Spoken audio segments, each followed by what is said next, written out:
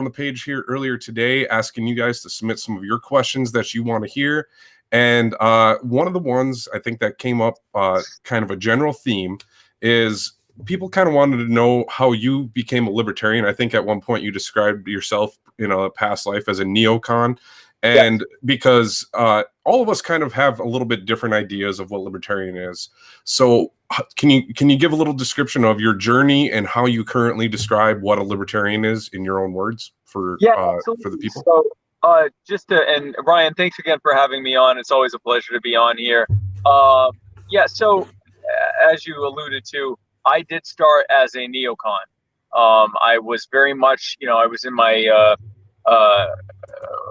late teens when 9/11 happened. I was 19, and I completely bought the government and media lie that the reason we were attacked on 9/11 was because of our freedom, and the terrorists just hated our freedom, and we had to fight for our freedom by bombing and destabilizing and invading countries, and we had to protect our freedoms at home by invading everyone's privacy at all the time and holding them without any due process. And I mean, it sounds stupid saying it now, but I believed it. I believed it, and I largely believed it because I was afraid, like most Americans were. And soothing lies sound better than uncomfortable truths. And so for a very long time, when I would hear some incredibly annoying people like Ron Paul and Matt Kibbe and others who were very vocally anti-war, and who were saying that if you want a smaller government that protects your freedoms, it's not going to come from a Leviathan imperialist superstate. And it took a while it took a few years for me to realize that he was right. But once I did realize that he and libertarians were right, it made me kind of re-examine what I believe. And so I sort of started spending more and more time looking into all sorts of different political beliefs until eventually I settled on being more of somewhat of a constitutionalist, and then eventually being what I am now, which is a libertarian. In terms of the question of what does libertarianism, and I think I'm asking this quite correctly. What is it you're asking? What does libertarianism mean to me? What is like what are, in your own words? Because I think a lot of people, you described your journey. You went neocon, a constitutionalist, conservative, and now you've come here. I think everyone goes on their own journey, and no one goes from how they were raised and indoctrinated to being a full, fully embracing the libertarian platform in every aspect of it. So obviously, what at the root of it, what is a libertarian to you, I guess, would be the question. So a libertarian to me is someone who recognizes that we all do best when we are the most free. A libertarianism recognizes that we all own ourselves, that we all have autonomy over ourselves and our lives and our rights and our bodies and our labor and the product of our labor, which is our property, and that we have exclusive ownership and right to enjoy these things. We can do what we want with them. We can give them away. We can sell them. We can lend them to people. We can share them. We can to combine them or share them with other people to make other things. But we can't take from others. We can't order people around. We can't we can't steal from people. We can't hurt people. We can't murder people. We can't assault people or rape people or do anything like that. We have to respect each other's selves and their ownerships and their property. When we don't respect it, when we do harm each other, we are doing aggression. Aggression is wrong, not just from a moral standpoint that you shouldn't harm people, you shouldn't take their things. That intuitively makes sense. It's what we're taught as kids. You can't hurt people, you can't take from them. You need to do things with consent. But it also doesn't work. We recognize that when people operate in a situation where they can take at will from anyone they want to. If I can take from you, Ryan, and everyone that's watching this right now, whenever I see fit, and if I can order you around whenever I want to, I don't have to provide you with value. I don't have to give you good outcomes. I can do whatever I want to you because no one's going to stop me. No one can stop me. And I don't have to be a good steward or make good choices with what I've taken from you because I can just take more whenever I want to. And if we look at the harmful and abusive and inequitable outcomes that are happening in the current setup that we have, thanks to Republicans and Democrats, we live under a system whereby they have presumed the authority to aggress against us, to subjugate us, and to take from us whenever they see fit. When we're libertarians, it means that we recognize that that arrangement will always fail. It's not about finding the right politician to run it. It's not about finding the right way to tinker with it. It's about completely dismantling it and taking all of that power and that freedom and that wealth that has been robbed from the people and putting it back in their hands where it always belonged. All right. Now, I think a big common misconception, and I think all of us out here that, people are out advocating for it. There's a lot of misconceptions that libertarians are, we're cold-hearted, we're not empathetic, we don't care about people, we're just, purely selfish. I disagree, and I think that libertarianism truly is a very empathetic message.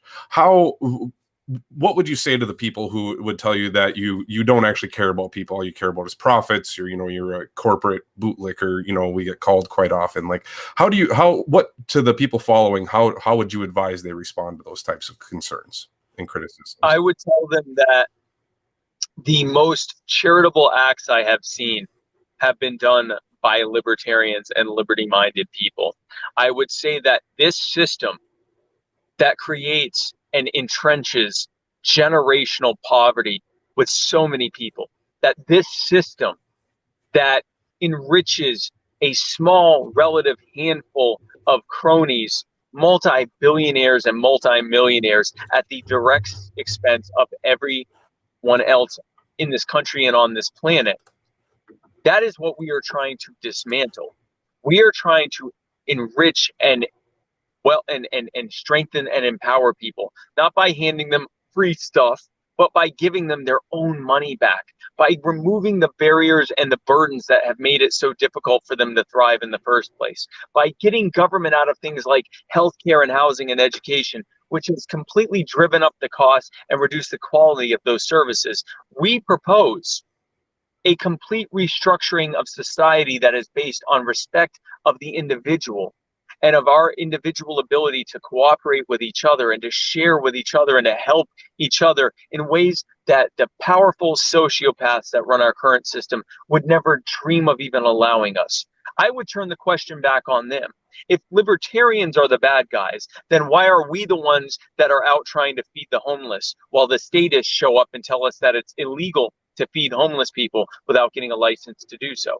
If we are the selfish people that want to be so wealthy, then why are we the ones proposing dismantling the systems that have enriched the incredibly wealthy and made it hard for their smaller competitors to be able to make a living for themselves and to be able to grow their businesses and to be able to innovate and provide to the market? If we are the bad guys, then why are we the ones proposing fixing the system that the bad guys have created? All right. I got another question here. I think it was pretty well worded. Let me make sure I didn't just lose it because it was a very well worded question. They worked on it for a little bit in the chat down here in the comments. So the way a few people worked on this. The question is, what is Spike and Joe's stance on the economic disparity that the Black community faces, along with how they can assist the community, especially with racial inequalities and lack of infrastructure they face, aside from the generalized support of the overall Black Lives Matter movement, of course, not necessarily in support of a specific organization that advocates specific ideals that we don't agree with at all.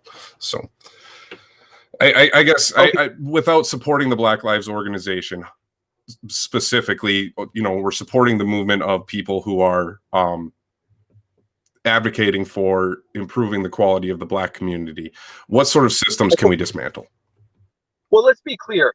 The systems that are being proposed by those who wish to co-opt the Black Lives Matter movement, whether we're talking about Marxists or whether we're talking about just run-of-the-mill progressive Democrat liberals, they are proposing the very policies that lead to the subjugation of the marginalized to begin with. If we look at the lives of the marginalized in communist dictatorships or under Republican and Democrat rule, it's very clear that these folks definitely do not have, even if they are well-intentioned, their ideas have not portended well for those who don't already have institutional power. We are proposing a system that actually would empower those who don't have institutional power. So we have to actually look at the biggest situation here. We are, I don't think it's a secret at this point, but just in case it is, the Libertarian Party is proposing dismantling things like qualified immunity, ending the war on drugs, ending mandatory minimum sentencing, ending no-knock raids, ending the war on guns, ending the war on victimless crimes, expunging the records of the victims of the war on drugs and other victimless crimes, getting rid of things like occupational licensing laws and things like that harm communities of color disproportionately. Once we look at the active harm that has been done to marginalized communities, whether we're talking about communities of color or the poor or any other marginalized group, we have to look at why that happened in the first place. Very simply put, power respects power. If you don't have economic power, you do not have social power, and you live at the whims of others. In fact, the very original founding of Black Lives Matter was originally intended in order to get the white majority voter, the white voting majority, to simply acknowledge that Black people's lives matter. That was deemed to be controversial. This is a situation in which Black people clearly do not have economic or social power. Why?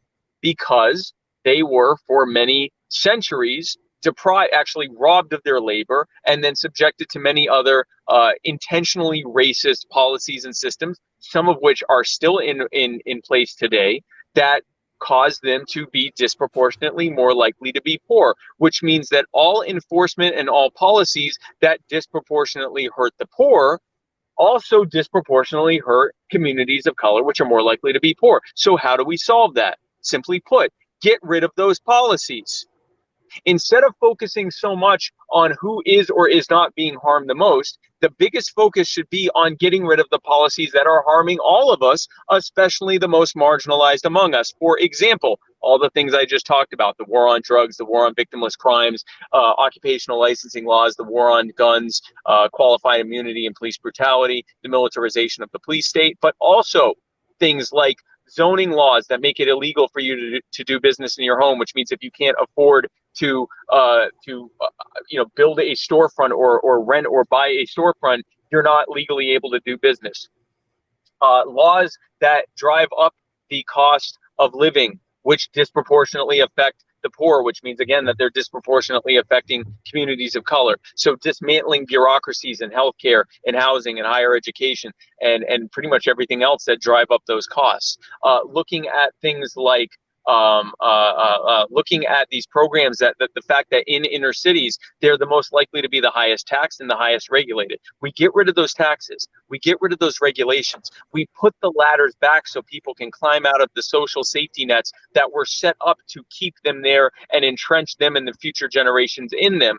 And Black communities and other communities as well can climb out of that generational poverty and help those among them who are unable to climb out themselves, help pull them up as well, so that eventually they aren't in a situation where they are relegated and subjugated to the whims of those who do have economic and social power. Empowering Black communities and other marginalized communities by simply getting rid of bad big government policies that keep them poor, that made them poor, and keep them poor in the first place.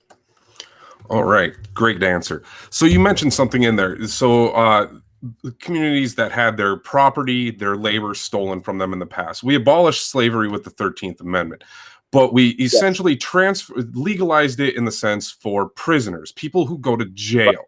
So that creates a situation where private prisons are incentivized to lobby for more and more victimless crimes in order to essentially fulfill their workforce of forced labor. Kamala Harris, your VP opponent, extended prison sentences just to make sure there was enough forced labor firefighters in California.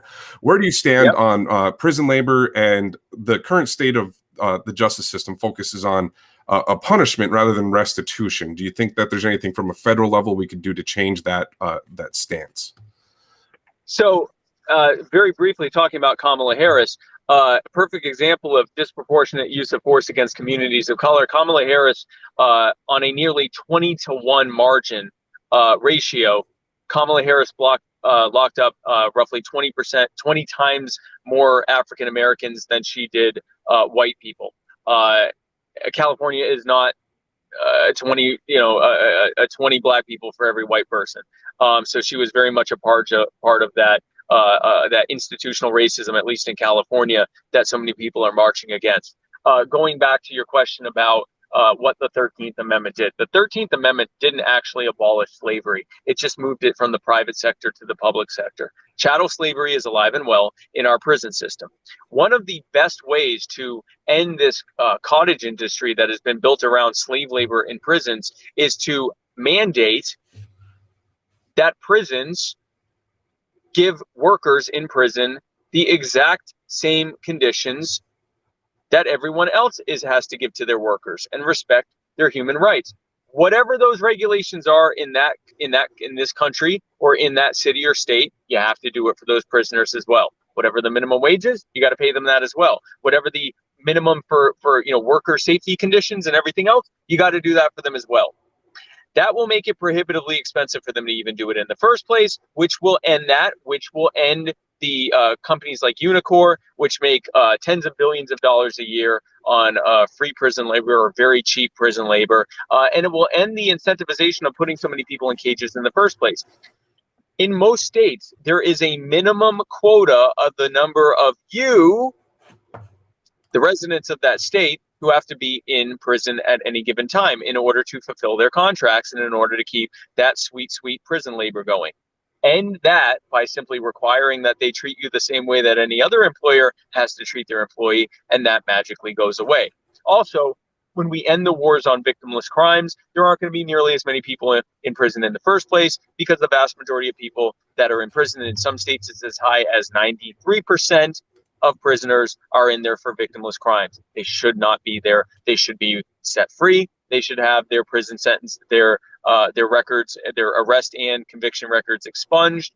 And when that happens, when the only people that are left in prison are those who have been deemed an actual threat to the public, where it is best for them to be locked up, now we can completely look at how we are treating those prisoners. We can completely look at those who did commit crimes that had a victim but are not a danger to the public, like, for example, shoplifting, petty theft, things like that, where we can look at a restorative justice model where they have to make their victim whole, do restitution for their victim, and then also do either some kind of a diversion program or something like that that allows them to be able to basically learn from their bad actions, like we do with anyone who, or should be doing with anyone who does a bad action. Instead of throwing them in a cage, which costs much more, they do not learn from it. And instead what they actually learn is how to become hardened and jaded and tough in order to be able to survive prison.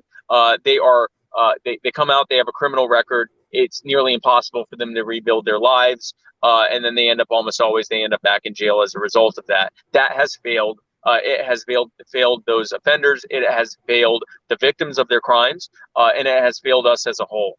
So we need to move to a restorative justice model. But even before that, we need to end the wars on victimless crimes and stop allowing prisoners to use slave labor. Okay. The next question that I saw quite a few questions regarding this about family rights and fathers' rights. And the prison system, especially in the marginalized communities, has a higher proportion of removing men from their families for victimless crimes. And so with that said, what do you think that does to the society as a whole? And how can we support equal rights for parental rights, I guess, is a question I get quite a bit. So. Well, yes, we know that children that are raised in two-parent households statistically do better than children that are raised in one-parent households. That does not mean that children in single-parent households are doomed to failure or anything like that. It does not mean that single parents need to go find a second parent at all expense or anything like that. Putting everything else aside. I'm not saying that. I'm saying that all other things being equal, if possible, it is best for children to have both parents in their lives. That's solid statistics that tell us that. So what we need to do is stop the incentivization of putting removing a parent from the equation and putting that parent on child support.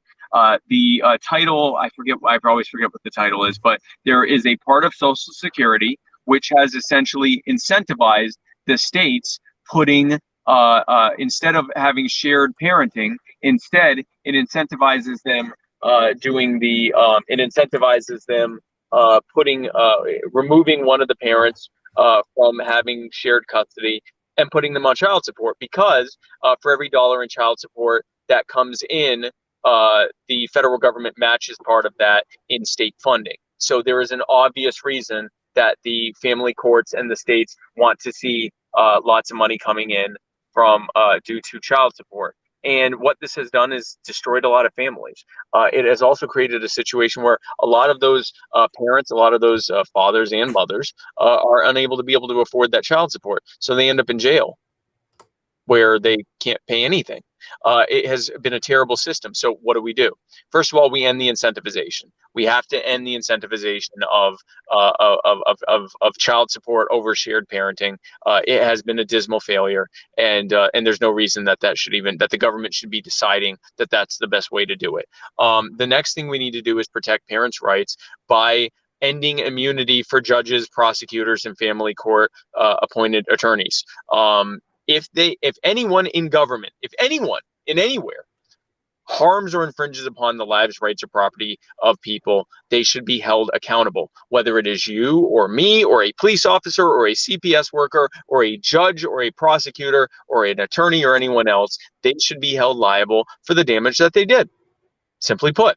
The next thing is that there should be presumed shared parenting, the assumption of shared parenting as the default. Obviously, a judge can decide on a case-by-case basis if that is best, but the presumption that the child should always go with the mother and that the father should always be the one who is not the parent, does not have custody, and should be the one working and providing child support is an outdated, frankly, sexist policy that is based on outdated gender roles, and again, it serves to harm the two-parent model for the child. So the best way to do that is, all things being equal, the presumption of shared parenting. If there's a situation with a deadbeat parent, or a parent that's uniquely unfit to be able to be a parent, that's completely different. But all of the things being equal, it should be shared presumed parenting. And then finally, people in court should be able to record their proceedings. Civil court, criminal court, family court, doesn't matter. There is absolutely no justification to violate your First Amendment right and your due process rights to be able to record your own proceedings, period. Shining a light on what happens in a lot of these courts, including family court, would help create public pressure to put an end to it to begin with. So those are the things that we can do. Okay. And for those that in the chat might be wondering, I believe that's Title 4D of the Social Security was the title that you were looking for. And then so let's kind of shift gears a little bit. Foreign policy and looking at when we pull the troops out, a fear people have is that we're going to create a vacuum of power, and Russia and China are just going to swoop in and take over the Middle East when we pull out of there, and everywhere else that we would, all of a sudden, it's like the presumption that Germany would all of a sudden be allying with Russia and using them for their defense instead of, maybe providing their own or something. So how do we deal with that power vacuum when we stop occupying the rest of the world? Yes. The power vacuum that has been the justification of the continuation of American imperialism that makes us all less safe and has robbed us of countless thousands of American lives, not to mention the countless lives overseas, not to mention the trillions of dollars in money wasted on it. Thankfully, we have Switzerland to disprove and debunk this whole thing. Switzerland, since its inception, in the 250 years it has existed, has always been a very, very small country compared to its neighbors. It has always existed within various vacuums of power being filled and vacated. It has been at peace for centuries, despite the fact that it has not been invaded during that time, despite the fact that it is a small country surrounded by much more powerful countries, which at times have led empires, despite the fact that it is in a strategically important part of Europe, and despite the fact that it has been at the epicenter of multiple world wars, it has been at peace because it has remained neutral, it has minded its business, and it has let the rest of the world know that it would be happy to have good or at least neutral relations with everyone else on Earth, and have free trade and good relations with everyone else on Earth, and that there's only going to be a problem if someone tries to invade them or attack them, and they remain heavily armed. No one wants to pick a fight with a heavily armed party who otherwise wants to be your friend. Now, imagine if, in addition to Switzerland, there was another country of over 300 million people that was also the most rich country on Earth, which had the most access to trade on Earth, and was the most heavily armed on Earth, which said, hey, leave us alone. Don't attack us. Don't invade us. And we can be friends, or at the very least, we can be civil and we can have trade. There is absolutely no reason to think that if the U.S. Stops being an empire around the world, that will lead to any harm or recriminations against us. Frankly, everyone should follow that model of being armed and neutral, and in alliance and friendship and trade with anyone who wishes it, but not, and I shouldn't say alliance, in good relations and trade, but without these ridiculous entangling alliances and empires that have led to the deaths of hundreds of millions of people over just the last century. Okay. I'm seeing some questions coming up in the chat, and I think it happens every time I talk with you or Joe or almost any other candidate. Everyone likes the term open borders, like, that we're just not going to have a border and anyone can come in and the terrorists are just going to be carrying their missiles across the border. People Yes. and that we're just having an open checkbook of welfare, and they're all going to become voters and just, demolish the nation in the first year of letting people migrate. What are the biggest misconceptions you find with the immigration policy of libertarians? And I'll let you address them here. Well, let's be very clear. What the founders intended was something we're not even proposing. The founders intended, and what we had for the first 100 years of this country's existence, were borders that were completely open to anyone coming here for peaceful purposes. The only purpose of the border was that if anyone tried to invade with an army or fire rockets over it, or amass an army alongside it, then there was going to be problems. But if someone wanted to come here to work, or to start a business, or to reunite with their families, or to flee persecution, or whatever else, they were free to come here for the first 100 years of this country's existence. All of the disasters that are being predicted as a result of that did not happen during that time. Just the opposite. We were at a time of unprecedented peace and prosperity. That is the time in which we grew from an agrarian backwater into the wealthiest and most prosperous and freest nation on earth.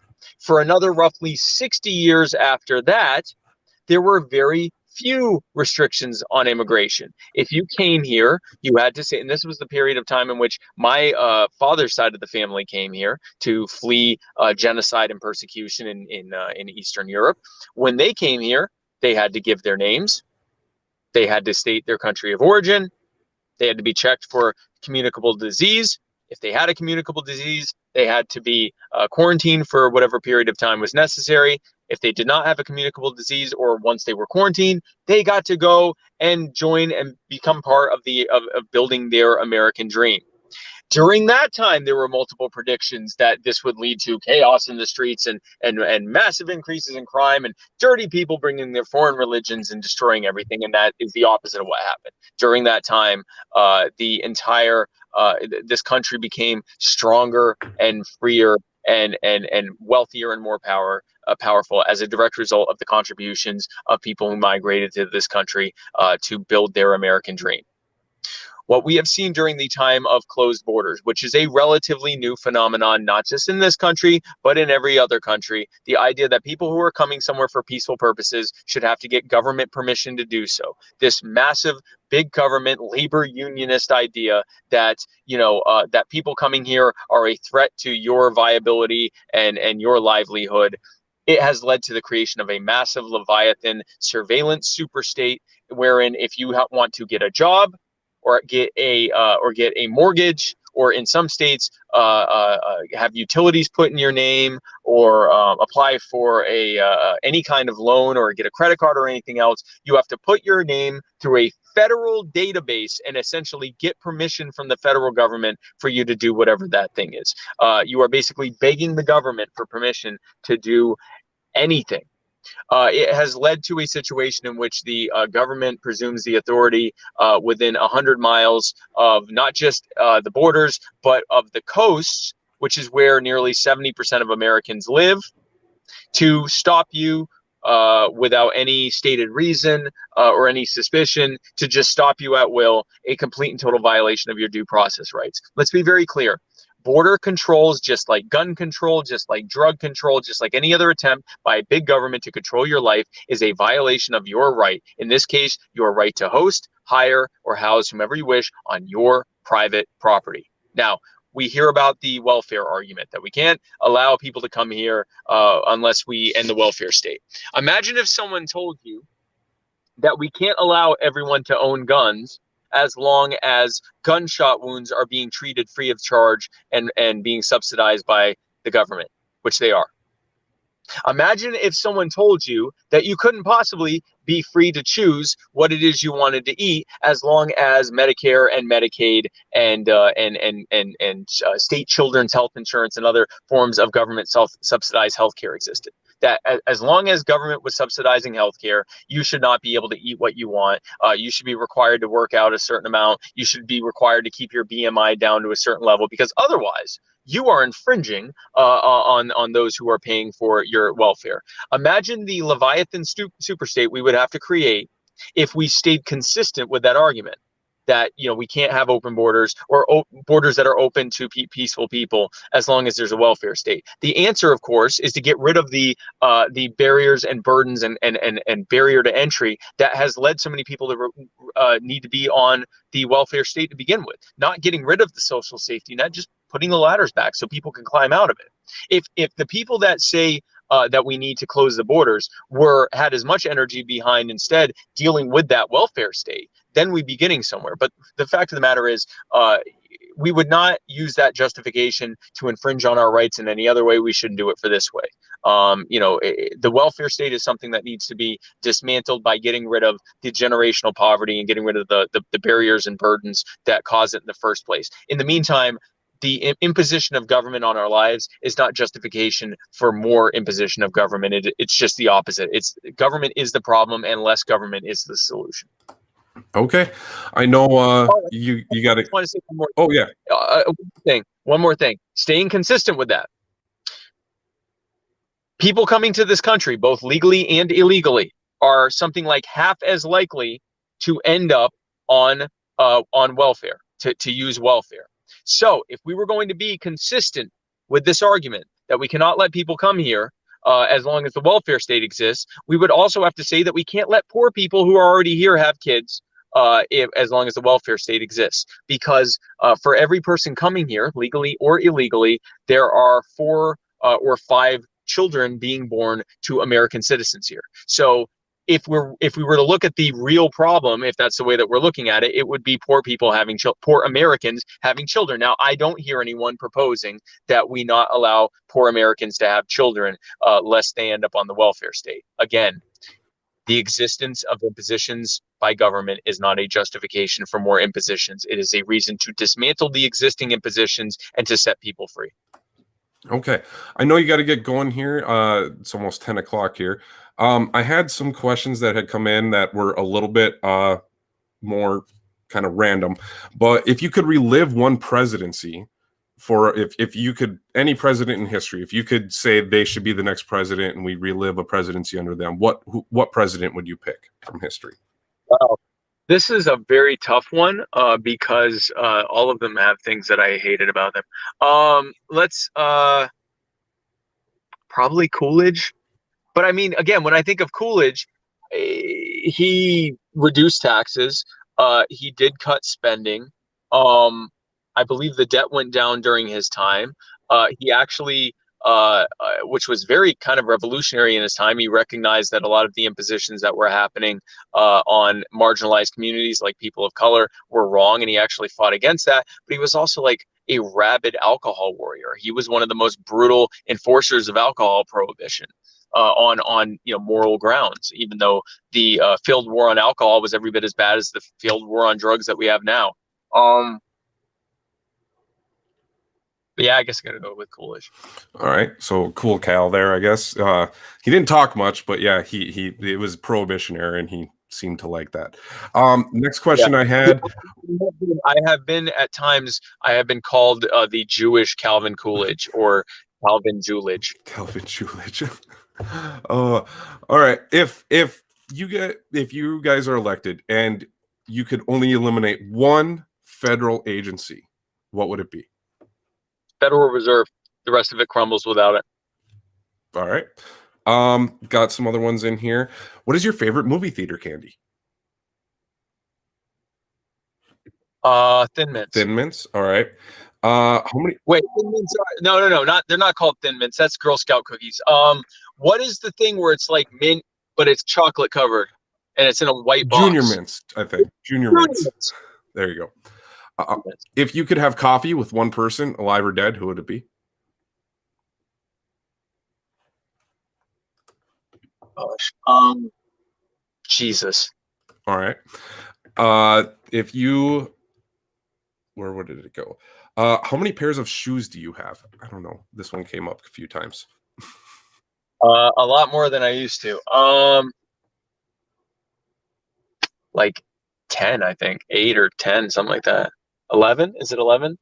My wife says 11, and she would know better than me. All right. I get also asked, let's make this the last one here, and I'll let you get going. I get asked quite a bit for recommended reading. If you could recommend some books that have helped, influence your libertarian ideas, what books would you recommend people pick up off the bookshelf and give a look? Oh man, there's so many. Man Economy and the State, Economics in One Lesson. Gosh, here's what I can tell you: the two that influenced me the most, that were the first that I really got into when it got into really like examining libertarianism. One was The Law by Bastiat.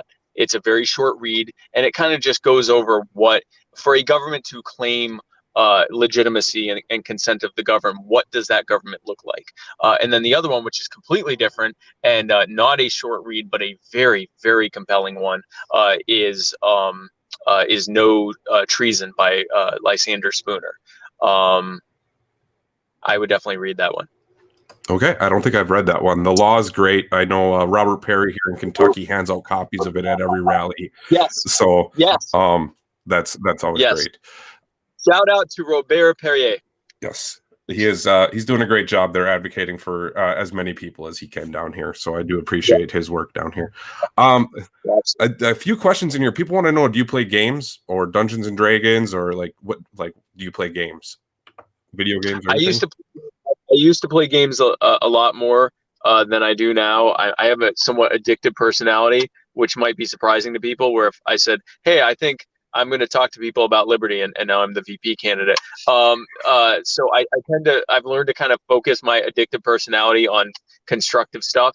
If gaming for money had been a thing when I was like in my early mid-teens, I'd probably be like a well-known like professional gamer, but it wasn't.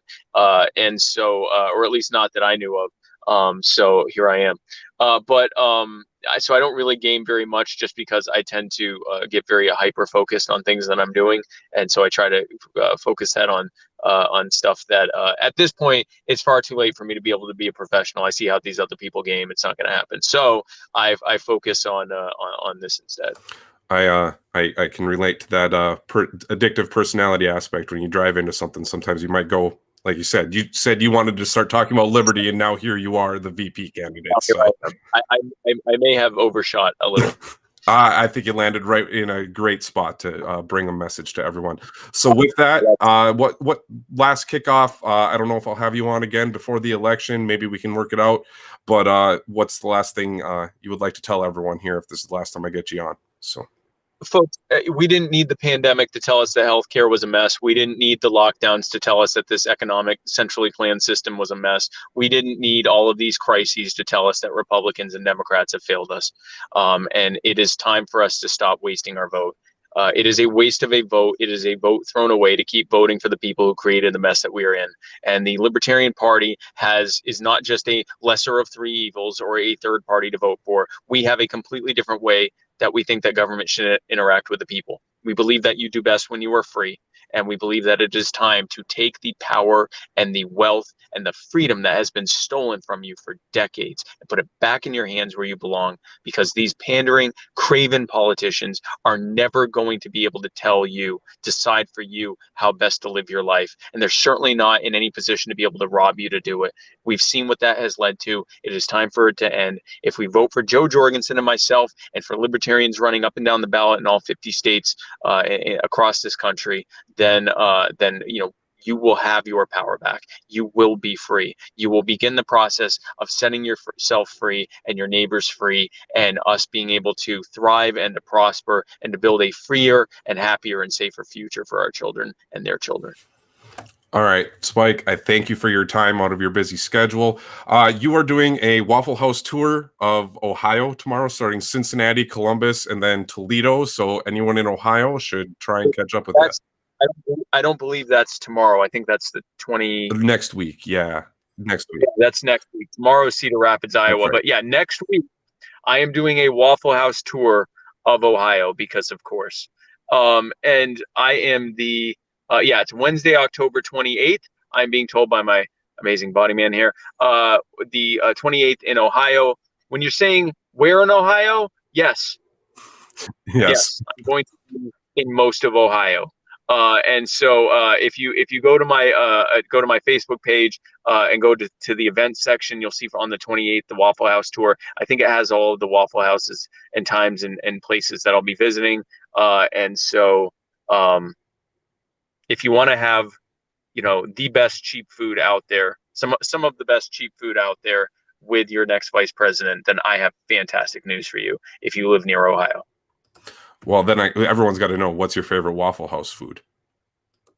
So back when I could eat Waffle House, because now I'm on a highly restrictive autoimmune diet, back when I could, it was all of the meat. All right. Whoa, I just hit way too many buttons here on my screen. I lost it. Zoomed in. There's my buttons. Okay. I appreciate you coming on, Spike. Thank you. And good luck with the rest of the campaign. And hopefully we'll hear from you again. Thank you. Absolutely, Ryan. Always a pleasure. Thank you, guys.